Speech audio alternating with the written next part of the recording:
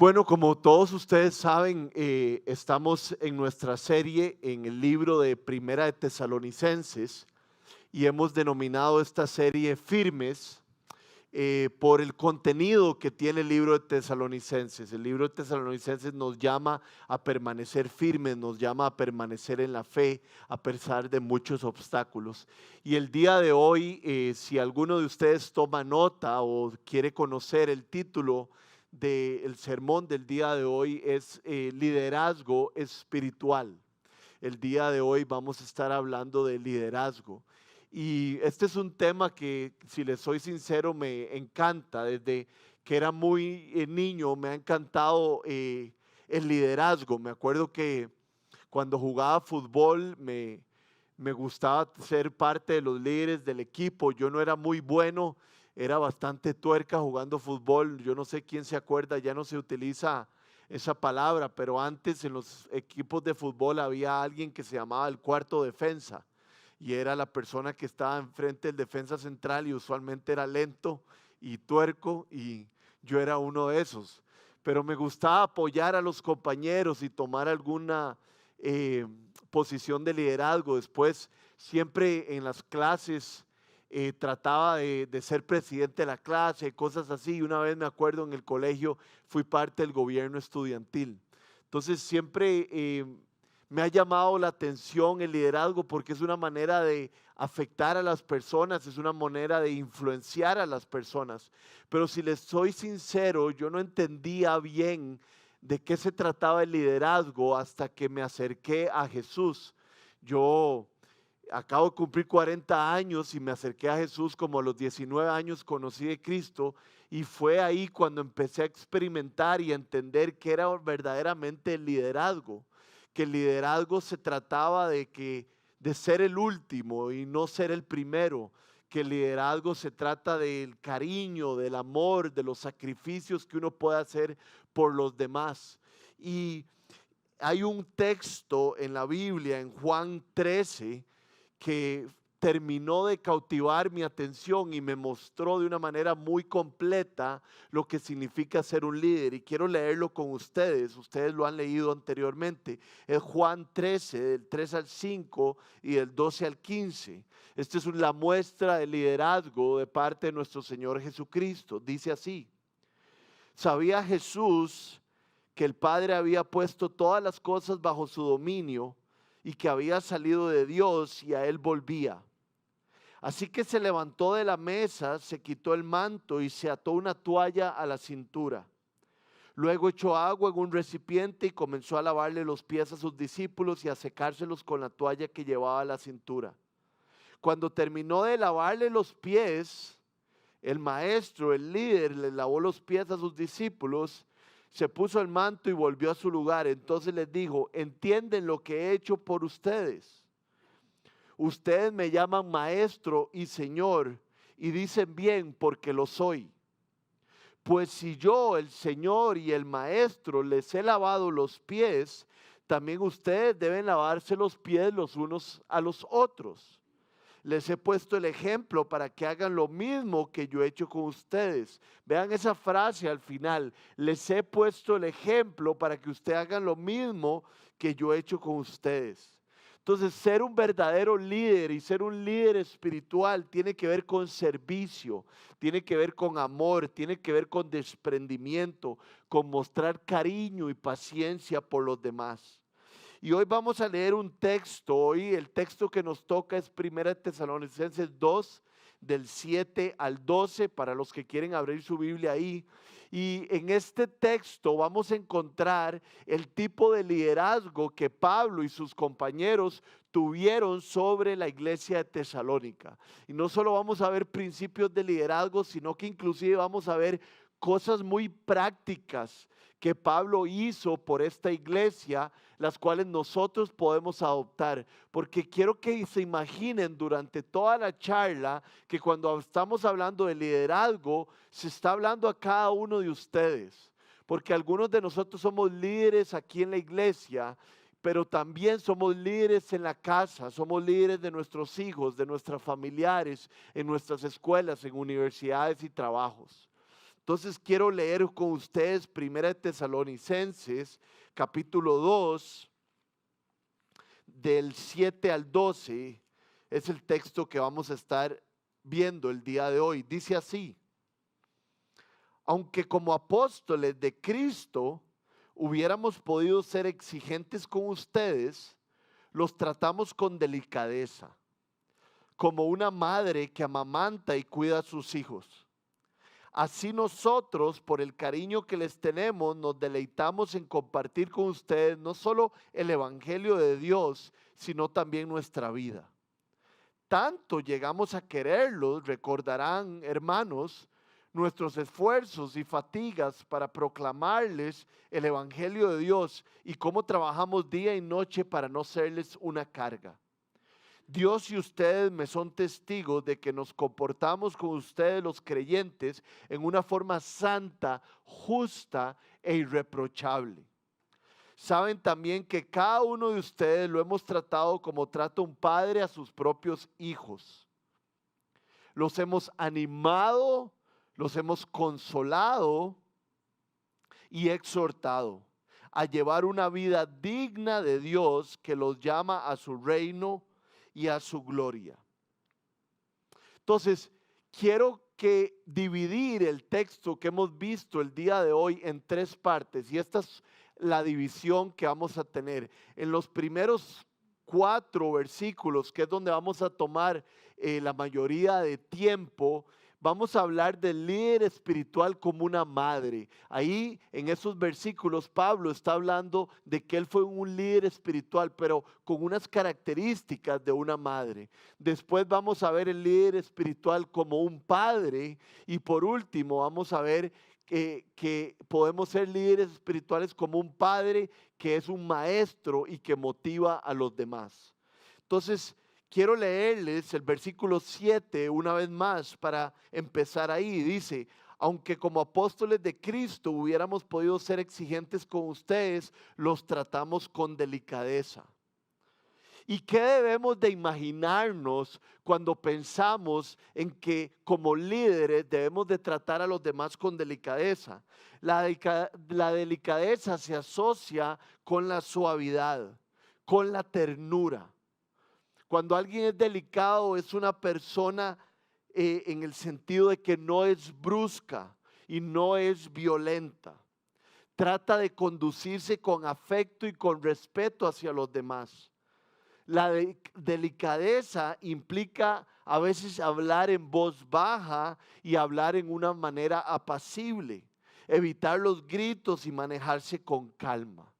Pues Pablo dice que él y sus compañeros trataron a la iglesia de Tesalónica con este tipo de conducta, con delicadeza. Les quiero contar una historia que me pasó el lunes pasado. Como algunos de ustedes saben, en los últimos 6 meses yo he estado pasando por una época difícil de mi vida.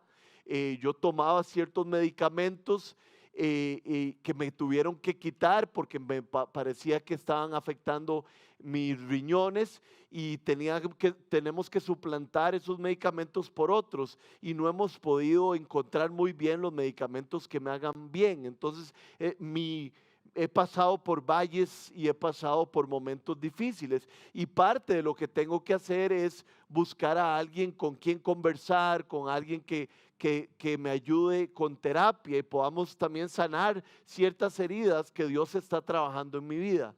Y resulta que fui donde una señora que me atendió en su propia casa, y desde que me atendió con una gran delicadeza. Me dijo: hola Rodrigo, ¿cómo está? Y su voz me trajo calma, apenas la había conocido. Me acuerdo que llegamos y nos sentamos en unos sillones y ella me empezó a hablar, y eso que le hablan a uno y uno se siente como hasta arrullado. Ella me decía: y contame, ¿y cómo estás? Y yo entonces empecé a hablar de la misma manera, y entonces estábamos como conectados, pero era una cosa increíble la tranquilidad del ambiente. Y es eso lo que quiero que se imaginen de alguna manera con delicadeza. Es mostrar cariño, es mostrar suavidad, es estar ahí para la otra persona con empatía. Y es así como Pablo estuvo por la iglesia tesalónica y es así como Pablo quiere que estemos nosotros liderando los diferentes lugares donde estamos. Cuando cuando se habla en ese texto y se dice tratamos con delicadeza, lo que literalmente se quiere decir es que calentaron a las personas con calor corporal. Yo no sé si ustedes se pueden imaginar cuando uno se acerca a un perrito o un gato. Yo no me puedo imaginar acercarme a un gato, pero sí a un perro. Los gatos me dan miedo. Y cuando uno lo tiene cerca, uno siente el calor corporal del animal. Y posiblemente el animal sienta el calor corporal de uno. Y eso es exactamente lo que significa literalmente cuando leemos en el versículo 7, los tratamos con delicadeza. En el lenguaje original, en el literal es, los tratamos con tanto cariño y con tanta cercanía que ustedes pudieron sentir nuestro calor corporal. Y entonces cuando yo me imagino esto, lo primero que me pregunto es si yo tengo este testimonio en mi vida. Y si como líder espiritual de mi casa, como padre, como esposo, como amigo, traigo calor corporal a las personas, traigo delicadeza y traigo suavidad y ternura. Y quisiera que ustedes se lo pregunten también. Si volvemos a leer el versículo 7, Pablo avanza y empieza a hablar y dice lo siguiente: los tratamos con delicadeza como una madre que amamanta y cuida a sus hijos. Vean qué clase de imagen pone el apóstol Pablo para que nosotros nos imaginemos cómo hemos de tratar a los demás y cómo hemos de ejercer el liderazgo espiritual, como una madre amamantando a su hijo. Yo no sé cuándo fue la última vez que usted vio una madre amamantando a un hijo. La verdad es que no es algo que sucede mucho, primero porque las mujeres a veces se sienten incómodas haciéndolo, y la verdad es que uno ve a alguien amamantando a un niño y uno también vuelve a ver para otro lado porque no es la situación más cómoda del mundo. Pero si ustedes se lo pueden imaginar, quiero que se imaginen con la delicadeza y del cariño que la mamá alza a su bebé, cómo lo arropa, cómo lo acerca a su cuerpo y cómo lo empieza a amamantar. Es una imagen increíble, es una imagen de cercanía y de amor. Y esa es la imagen que utiliza el apóstol Pablo. Dice a los tesalonicenses: nosotros los tratamos como una madre que amamanta a su hijo. Y entonces esto me pone a pensar a mí y me reta muchísimo. ¿Cómo soy yo con las personas? ¿Será que les demuestro este tipo de cariño? ¿Este tipo de cuidado? Y vean cómo también esta imagen de alguien amamantando a un niño no solo es de cercanía, de cariño, de delicadeza, sino que es alguien nutriendo a otra persona.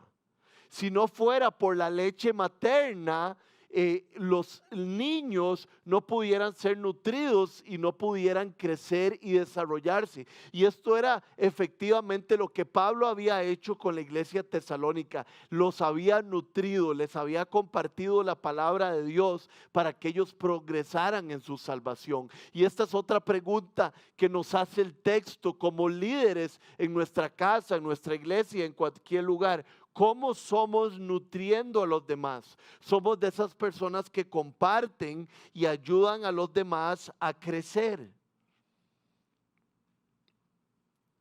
Hay una película que está nominada al Oscar. Yo no sabía que estaba nominada al Oscar. La vi antes de enterarme de esto, que se llama King Richard. Si quieren anotarlo, anótenlo porque es una película muy buena y es la historia de las hermanas Williams. Si ustedes no saben quiénes son las hermanas Williams, están en problemas.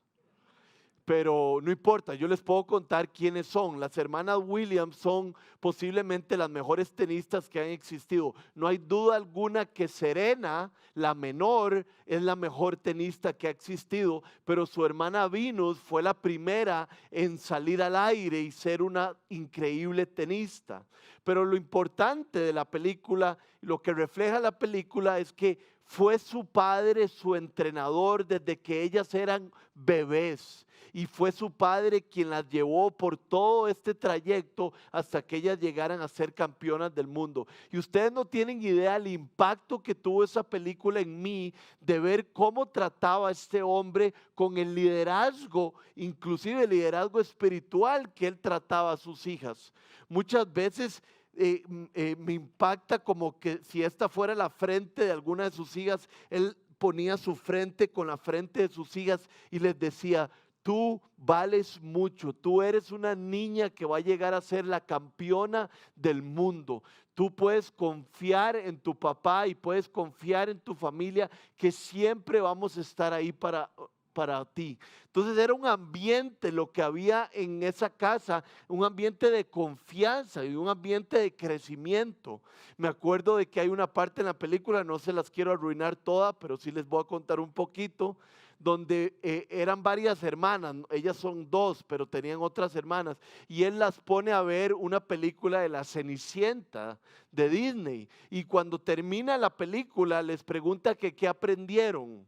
Y ellas como que no saben contestar muy bien. Y entonces el papá les dice: bueno, pues la van a ver otra vez y quiero que me digan qué aprendieron. Y las pone a ver otra vez la película y todas ellas empiezan a comentar que aprendieron muchísima humildad, que la Cenicienta era una mujer muy humilde. Y así el padre estaba todo el día, cuando se montaban en el carro, cuando iban a jugar tenis, cuando venían, él estaba nutriendo a sus hijas y él estaba liderándolas espiritualmente con delicadeza, como una madre amamanta a su hijo. Y la pregunta sigue siendo la misma: ¿somos nosotros personas que invierten a los demás? Esto ha retado mi manera de tratar a mi hija en la última semana. Hoy le dije antes de salir de la casa: mi amor, papi te quiere mucho, vos sabes que vos sos una gran mujer de Dios y Dios va a hacer cosas increíbles contigo. Simplemente porque vi esta película, pero sobre todo porque me cayó el texto en mi corazón y me he dado cuenta que yo puedo generar eso en los demás.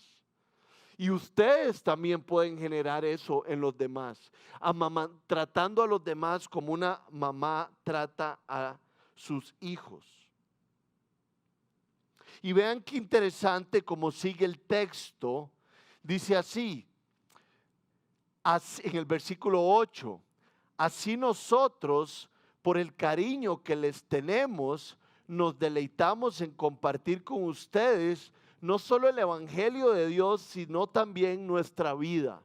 Algo que Pablo hizo con la iglesia de Tesalónica fue compartir el evangelio día con día. ¿Qué es el evangelio? Pues el evangelio son las buenas noticias de Jesucristo, y quiero que entendamos qué es el evangelio. El evangelio es que nosotros éramos pecadores y no podíamos tener relación con Dios, con nuestro Creador. Por lo tanto, estábamos perdidos, no teníamos propósito en esta vida. Pero Dios envió a su Hijo Jesucristo. Y su Hijo Jesucristo murió en la cruz del Calvario para pagar por los pecados de todos aquellos que pongamos nuestra fe en Él. Y una vez que ponemos nuestra fe en Jesucristo y somos perdonados por nuestros pecados, Dios nos da su Espíritu Santo que nos guía y nos guía hasta el momento en que lleguemos a la presencia de Dios. Jesucristo resucitó entre los muertos como primicia de que aquellos que hemos confiado en Él también vamos a resucitar de los muertos. Ese es el evangelio. Y dice Pablo que ellos se gozaban de compartir estas noticias con todas las personas que estaban en Tesalónica. Y la pregunta para nosotros es si nosotros nos gozamos en compartir el evangelio con los demás. Son las noticias más increíbles del mundo. Y si yo les soy sincero, yo no siempre he sentido como ese gozo de compartir el evangelio. A veces ha sido como un peso, ¿verdad? Es como yo recibí este regalo de Dios y bueno, y tengo que contárselo a los demás. Pero no quiero que lo veamos de esa manera porque esa no era la manera en que lo veía Pablo. Tal vez con este ejemplo nos sirva un poquito. A mí me ayudó a entenderlo. Últimamente tengo varias parejas, varias amistades que han quedado embarazados, ¿verdad? Porque realmente los dos quedan embarazados. Y, y las personas, algunas de estas parejas dicen que cuando uno se da cuenta que está embarazado hay que esperarse cierta cantidad de semanas, ¿verdad? Algunos de ustedes saben mucho más de esto que yo. Hay que esperarse cierta cantidad de semanas para asegurarse que el bebé está creciendo bien y que todo está normal. Pues yo he estado con parejas que no han podido esperarse esa cantidad de semanas para contarnos que están embarazados, de lo emocionados que están, no lo pueden sostener y le dicen a uno, estamos embarazados y no se han esperado. Porque es una noticia increíble, es una noticia que los llena de gozo y les cambia su vida. Y esto es lo que yo entendí ahora que leí este texto de Tesalonicenses y Pablo dice, les hemos compartido con gozo el evangelio, porque es algo que no podemos dejarnos para nosotros mismos, es algo que por emoción queremos contarle a los demás. Hemos pasado de las tinieblas a la luz admirable. El creador del mundo no está enojado con nosotros, no cuenta nuestras tortas y nuestros pecados, sino que tenemos paz con Dios por medio de nuestro Señor Jesucristo. Y este texto ha cambiado mi manera de ver las cosas y me anima a compartir el evangelio con otros, demostrando liderazgo espiritual. Y ustedes pueden demostrar liderazgo espiritual en sus familias, en sus trabajos, en su vida diaria, haciendo lo mismo que hizo Pablo, compartiendo las buenas noticias. En mi barrio, en el lugar donde yo vivo, hay un montón de casas de este lado y enfrente hay un montón de casas de este lado. Entonces, cuando yo estoy en alguna parte de mi casa, a veces puedo ver a los vecinos que tienen unas mesas ahí, seguro ellos trabajan desde la casa y siempre están ahí con la computadora. Entonces he estado orando por ellos, buscando una oportunidad de compartirles el evangelio. Y el otro día llegué a la casa un poco de noche y les toqué la puerta y les dije, mi nombre es Rodrigo y quiero ponerme a su servicio. Yo soy aquí el que vive aquí enfrente. Y había una tabla de surf en la casa de ellos y les dije, yo también surfeo, entonces si un día quieren ir a la playa conmigo me avisan. Y la muchacha me contó que ella estaba aprendiendo, entonces yo le dije que yo tenía una tabla perfecta para que ella aprendiera. Y entonces empecé a presentarme y les dije que un día quisiera que fueran a la casa. Y todo esto es con la intención de hacer lo que hacía Pablo, de ejercer liderazgo espiritual compartiendo la gran noticia de que Cristo está ahí para nosotros. La pregunta para nosotros es si nosotros lo hacemos también. Y ven qué interesante, porque el texto nos muestra que Pablo no solo hablaba del evangelio, sino que lo vivía. No era una hablada, sino que lo vivía con hechos. Vean como dice el versículo 8. Así nosotros, por el cariño que les tenemos, nos deleitamos en compartir con ustedes no solo el evangelio de Dios, sino nuestra vida. Un líder espiritual no solo comparte palabras y el evangelio, que es el poder de Dios, sino que comparte su vida entera. Vean cómo nos narra el libro de Hechos en el capítulo 2, del 44 al 45, la vida que tenían los creyentes cuando empezó la iglesia. Dice así, dice, todos los creyentes estaban juntos y tenían todo en común. Vendían sus propiedades y posesiones y compartían sus bienes entre sí según la necesidad de cada uno. Y es que yo no sé si ustedes lo pueden identificar, pero hay áreas en nuestras vidas que nosotros podemos compartir con los demás, pero hay áreas que nos queremos dejar reservadas. Y esto no era el liderazgo espiritual que Pablo estaba modelando. Pablo nos dice, no solo compartimos con ustedes el evangelio, sino que compartimos toda nuestra vida. No había una área de la vida de Pablo que Pablo no haya compartido y puesto a disposición de los tesalonicenses. Y eso me reta a mí para preguntarme, Rodrigo, ¿qué áreas de tu vida te estás reservando y no le estás ofreciendo a los demás? El otro día me pasó algo vacilón, no, nos invitaron una pareja de aquí de Casa 242 a cenar, algunos de ustedes lo conocen, se llama Arturo Ramos y Dina, y estábamos comiendo, fue ese día glorioso que Costa Rica le ganó a Jamaica, y estábamos como en un lugar de la casa de ellos muy acogedor, donde había plantas y como que estaba al descubierto, y era un lugar perfecto para hacer como una carne asada. No sé por qué estábamos hablando de eso. Y de repente, Luciana, nosotros nos acabamos de pasar de casa hace unos meses y porque nos habían prestado una casa en Romuser y nosotros tenemos un barbecue que nos regalaron todavía en esa casa de Romuser. Y entonces cuando me di cuenta, Luciana les dijo a ellos que nosotros teníamos un barbecue y que se los regalábamos. Yo me quedé como viendo para el ciprés, pero seguimos compartiendo. Y después, cuando nos montamos en el carro y nos devolvimos a la casa, Luciana me dijo, Rodri, te tengo que pedir perdón. Y yo le dije, ¿por qué, mi amor? ¿Qué pasa? Porque les regalé el barbecue a Arturo y a Dina y ni siquiera te había preguntado. Y me dolió a mí de alguna otra manera. Todavía no se lo hemos dado. Pero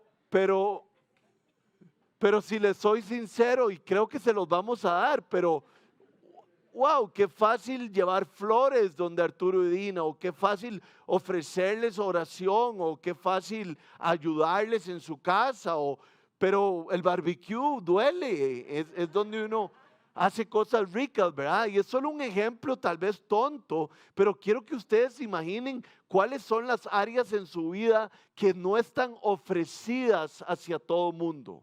¿Cuáles son los bienes, ya sean materiales o inmateriales, que nosotros tenemos que no ofrecemos a los demás? O inclusive a Dios. Esto sí te lo doy y esto también te doy, pero no le damos toda nuestra vida. Y esto es literalmente el liderazgo espiritual que Pablo estaba modelando.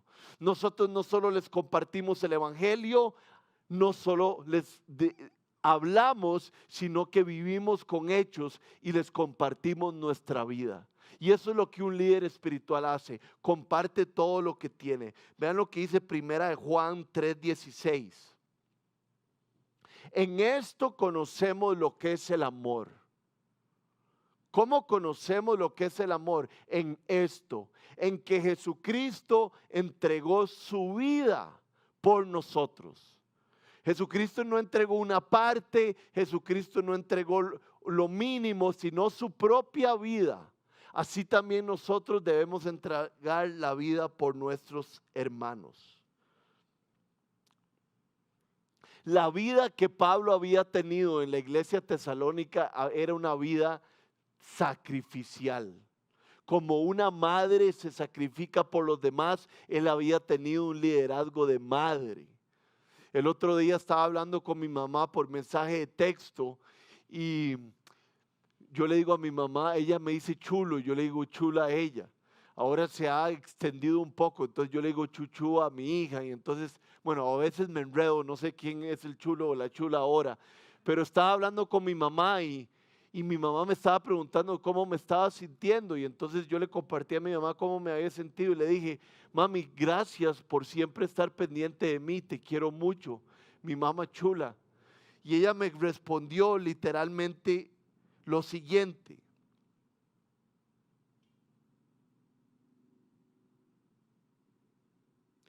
te quiero mucho, mi Rodri. Si yo pudiera hacer algo por vos para que estuvieras perfectamente bien, lo que fuera, sabes que podés contar con eso.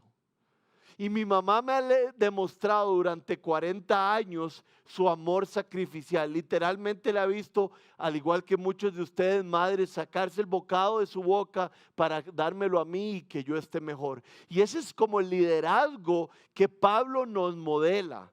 el liderazgo de madre que Pablo nos modela, de aquella persona que se sacrifica por los demás. Yo no sé si ustedes se dieron cuenta qué palabras tan poderosas, pero en el versículo 9, cuando seguimos adelante, dice así: recordarán, hermanos, nuestros esfuerzos y fatigas para proclamarles el evangelio de Dios y cómo trabajamos día y noche para no serles una carga. Pablo y sus compañeros hacían esfuerzos grandísimos para no ser una carga para esa iglesia. ¿Y por qué Pablo dice esto? Por lo siguiente: cuando un pastor, cuando un misionero, cuando alguien trabaja en el ámbito espiritual por otros, la palabra de Dios dice que todo obrero es digno de su salario. Por eso nosotros necesitamos desde las contribuciones de todos los miembros de Casa 242 para poder pagarle al staff, a las personas que están aquí haciendo la obra espiritual de la cual todos nos vemos beneficiados. Pues Pablo tomó una decisión con la iglesia de Tesalónica y él dijo: yo no quiero que ustedes me ayuden y me soporten económicamente. Cuando yo no les esté sirviendo a ustedes, yo voy a trabajar con mis propias manos y voy a fatigarme y voy a cansarme para quitarles carga a ustedes. Y muchos de nosotros sabemos que lo que Pablo hacía era hacer tiendas de campaña, y por eso es que dice que él trabajaba con sus manos. Pero es increíble el liderazgo espiritual que toma esto, porque dice: nuestros esfuerzos y fatigas para proclamarles el evangelio de Dios, y cómo trabajábamos día y noche para no serles una carga. Y entonces con esto nos damos cuenta que un líder espiritual le quita carga a los demás.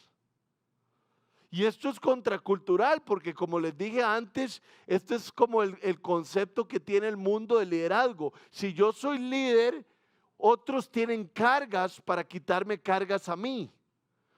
¿No es cierto? Si yo soy el líder, otros se fatigan para yo no fatigarme. Pues eso no es la imagen de liderazgo que nos da la Biblia. La Biblia, la imagen de liderazgo que nos da es: yo me fatigo, yo me canso por los demás. Dice que Cristo murió por nosotros. Cristo lavó los pies de los discípulos. Cristo no se aferró a su posición de Dios, sino que se negó a sí mismo y cargó con su cruz. Entonces el liderazgo espiritual le quita fatiga a los demás, le quita carga y más bien lo lleva adelante. Y esto es algo que yo he ido aprendiendo. Humildemente les cuento, digamos, los días viernes es mi día libre, y Luciana, mi esposa, es una mujer muy ocupada. Ella tiene un trabajo ahí con su familia donde les ayuda con las redes sociales de su empresa, pero mi hija Ela es un trabajo de 24 horas. Y entonces yo, porque Dios me iluminó, le dije a Luciana el día viernes, que es mi día feriado, yo le dije: yo los viernes quiero que no te preocupes por ella. Yo voy por ella a la escuela y yo me encargo de ella toda la tarde hasta que llegue la noche. Inclusive el otro día le dije: yo quiero llevar a ella en la mañana al kinder. Entonces los miércoles la llevo al kinder porque tenemos una conversación muy linda durante la ida en carro. Y entonces yo sé que si yo tomo ese liderazgo, yo me fatigo y me canso haciendo esa parte, yo le ahorro fatiga a mi esposa y ella está liberada para descansar o para hacer cosas que no podría hacer mientras cuida a ella. Y entonces esto es exactamente lo que Pablo había hecho con la iglesia tesalónica, y es lo que nos llama a nosotros a hacer como líderes espirituales. Quítele fatiga y carga a su esposa. Sea un líder espiritual. Quítele fatiga y carga a sus compañeros de trabajo y sea un líder espiritual. Y cuando le quitemos carga y fatiga a los demás se van a preguntar: ¿qué fue lo que se le metió a este? Y vamos a poder compartirles no solo el evangelio, sino también nuestra vida. Esto es lo que vemos en la primera parte del liderazgo espiritual como una madre. Y termino con 2 Tesalonicenses 3 del 7 al 9. Vean lo que dice. Ustedes mismos, hablando Pablo, saben cómo deben seguir nuestro ejemplo. Nosotros no vivimos como ociosos, o sea, sin hacer nada entre ustedes, ni comimos el pan de nadie sin pagarlo. Al contrario, día y noche trabajamos arduamente y sin descanso para no ser una carga a ninguno de ustedes. Y lo hicimos así, no porque tuviéramos derecho a tal ayuda, sino para darles un buen ejemplo. Este es otro recordatorio de cómo Pablo trabajó arduamente para no serles una carga a ellos. El líder espiritual no es una carga. El líder espiritual más bien facilita las cosas. Y esto es un gran reto para mí. Porque yo me pregunto, ¿soy yo alguien que facilita las cosas en mi trabajo? ¿Soy yo alguien que facilita las cosas en mi casa? ¿Que facilita las relaciones con mis amigos? ¿O soy alguien que lleva carga a los demás? Esa es la primera parte y en la que íbamos a durar muchísimo tiempo. Pero ahora llegamos al versículo 10, que dice así: Dios y ustedes me son testigos de que nos comportamos con ustedes los creyentes en una forma santa, justa e irreprochable. Recordemos que habíamos dividido este texto en el liderazgo espiritual que tiene una madre, el estilo de liderazgo que podríamos tener como madre. Pero ahora estamos hablando del estilo de liderazgo que podríamos tener como padre. Y el principio número 1 de liderazgo que tiene un padre es de ejemplo. El padre sirve como ejemplo de su vida de integridad, su vida virtuosa a su familia.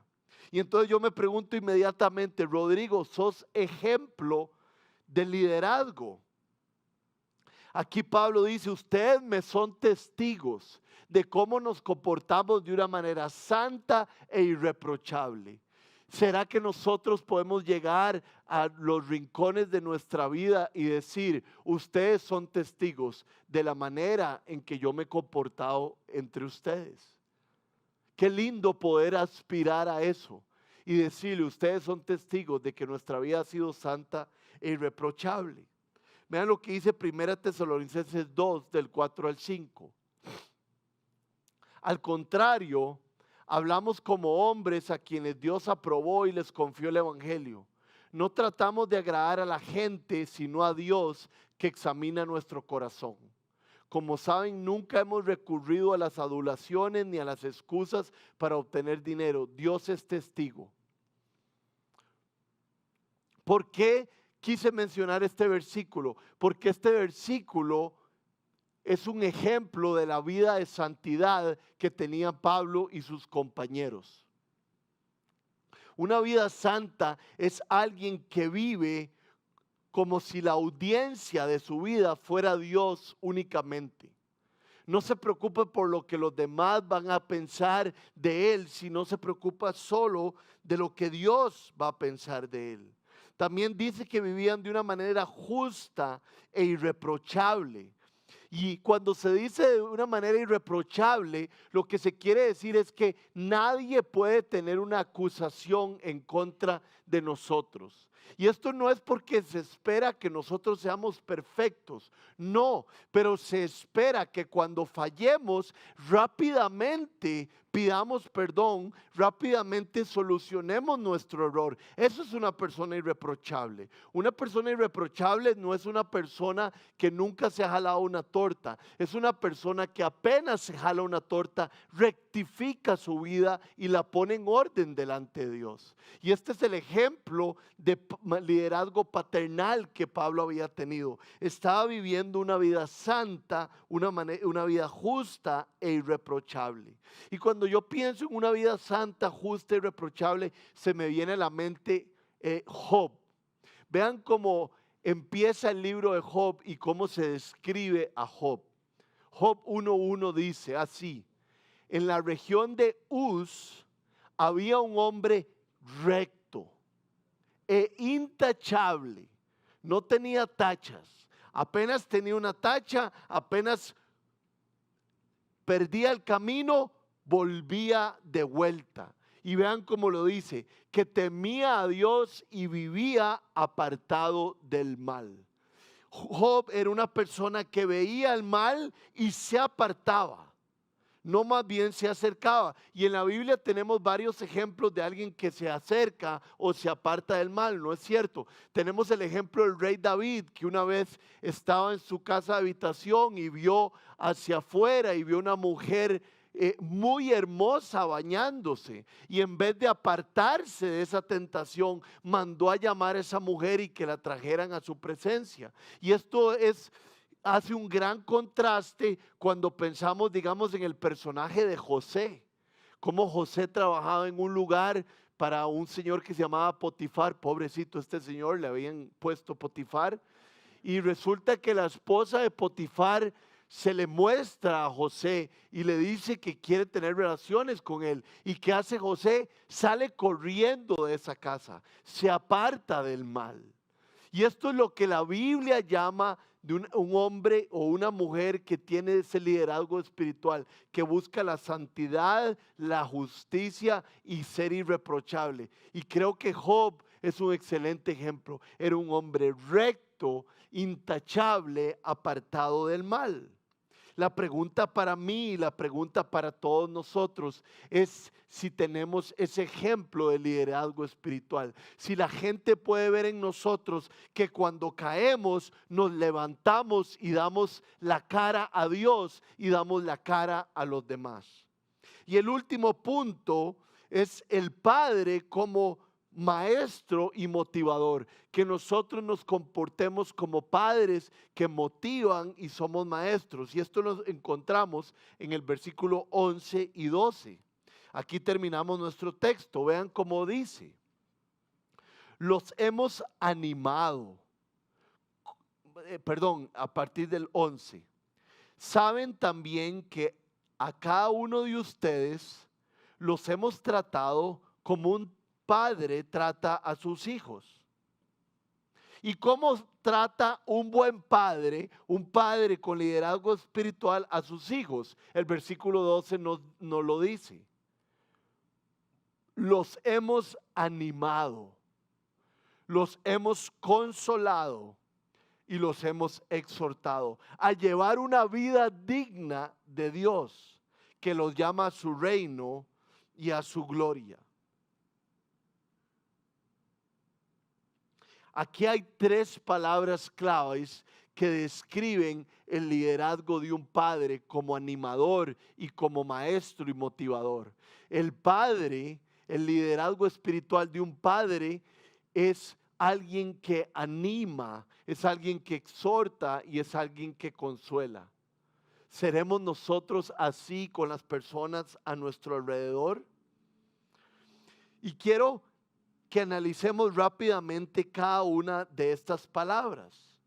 En la Reina Valera estas palabras son así. Dice que los exhortaban, los consolaban y les encargaban ciertas cosas, que anduvieran como es digno de Dios. Entonces quiero que entendamos qué significa exhortar a alguien. Esta palabra exhortar viene de la palabra parakaleo en griego, que es una palabra muy cercana a paracletos. Muchos de ustedes han escuchado esta palabra paracletos porque es la palabra que se utiliza en Juan 14 para describir al Espíritu Santo. El Espíritu Santo es el paracletos y lo que significa eso es que es el ayudador. El Espíritu Santo literalmente lo que significa paracletos es el que viene a nuestro lado. Y no es cierto que esa es la labor del Espíritu Santo. Nosotros estamos viviendo, estamos a punto de hacer algo y sentimos cuando el Espíritu viene a nuestro lado y nos guía. Pues eso es lo que se espera de un líder espiritual, que venga al lado de las personas y los guíe y los ilumine. No que literalmente los enfrente y los despedace, no, sino que venga al lado y los ayude. Eso significa exhortar.